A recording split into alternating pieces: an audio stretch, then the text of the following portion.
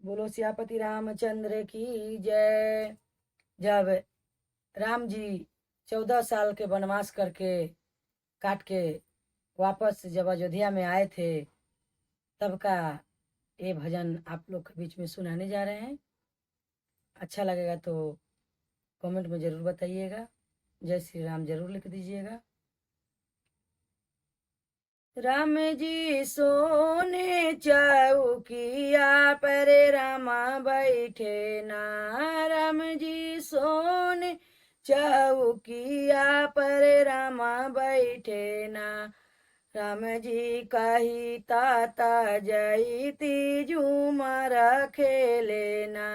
राम जी कही ताता जयती झूमर खेले ना। सीता माई राम जी से अपना परमिशन मांग रही हैं कि हे राम जी, इतना दिन के बाद तो हम वन से लौट के आए हैं, तो आप आदेश दीजिए तो हम झूमर खेलने के लिए जाएंगे। हमारे सब सखी सलेहर डोरा पर आया हुआ है। तो कैसे कह रही हैं सीता माई? राम जी सोने चौकिया पर रामा बैठे ना। राम जी सोने चौकिया पर रामा बैठे ना। राम जी कही ताता जयती झूमर खेले ना।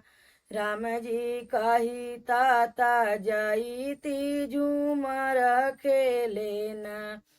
सीता जाए के तो जाई झूमर खेले ना। सीता जाए के तो जाई झूमर खेले ना। सीता घर ही में जीवन लगा के जइयाना। सीता घर ही में जीवन बना के जइयाना। राम जी कह रहे हैं कि जाना है, आप जा सकती हो, लेकिन घर में जेवना बना के जाइएगा, जो माँ और चाची हमको ताना ना मारे। तो सीता माई क्या जवाब दे रही हैं माँ सियापति रामचंद्र की? राम जी जेवन बनावत बारा देर हुई है ना। राम जी जेवन बनावत बारा देर हुई है ना। राम जी दुआरे साखिया सब खार हुए ना। राम जी दुआरे साखिया सब खार हथिन ना। जाहूँ जाहूँ सखिया सब घरे अपना। जाहूँ जाहूँ सखिया सब घरे अपना। हमरा घर ही में राम शयतान भइलेन। हमरा घर ही में राम शयतान भइलेन।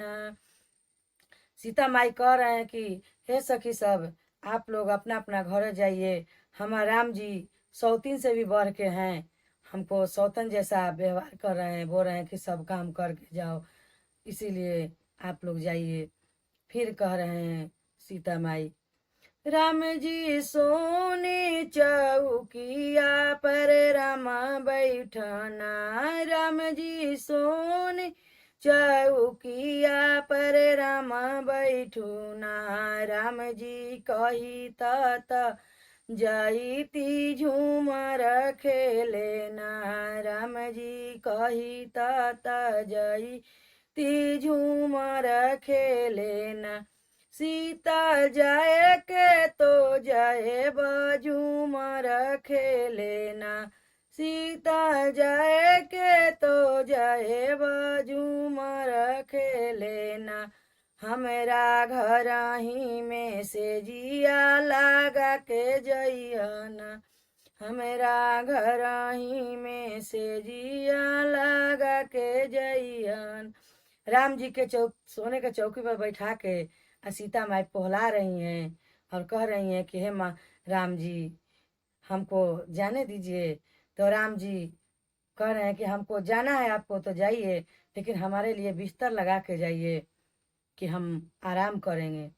तब सीता माई फिर राम जी से कह रहे हैं, राम जी बिस्तर लगाते बारा देर हुई है ना, राम जी से जिया लगाव बारा देर हुई है ना, हमरा दुआरे सा खिया सब खार हथिन ना, हमरा दुआरे सखिया सब खार हथिन ना, जाहूँ जाहूँ सखिया सब घरे आपना, जाहूँ जाहूँ सखिया सब घरे आपना, हमरा घर ही मेरा मसौतन भइलेन, हमरा घर ही मेरा मसौतन भइलेन,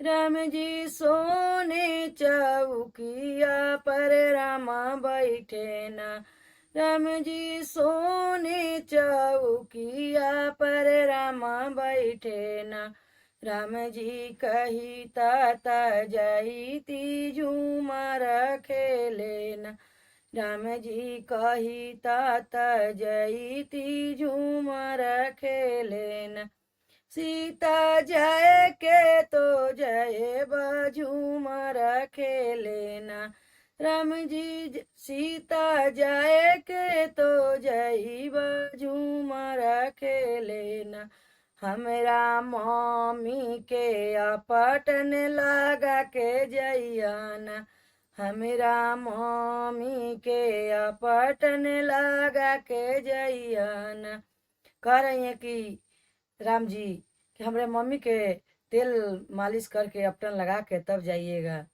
तब सीता जी फिर कह रहे हैं, राम जी अपटन अपटत बारा देर हुई है ना, राम जी अपटन लगावत बारा देर हुई है ना, राम जी दुआरे साखिया सब खार हुए ना, राम जी दुआरे सखिया सब खार हुए न, जाहूँ जाहूँ सखिया सब घरे आपना, जाहूँ जाहूँ सखिया सब घरे आपना, हमरा घर ही मेरा मसएतन भइले, हमरा घर ही मेरा मसएतन भइलेन, राम जी सोने चौकिया पर राम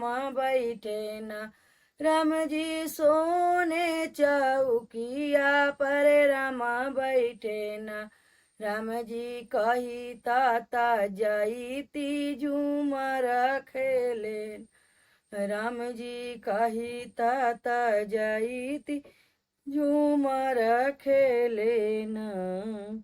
बोलो शंकर भगवान की जय, सियापति रामचंद्र की जय, सीता मैया की जय, जय जय श्री राम, हर हर महादेव।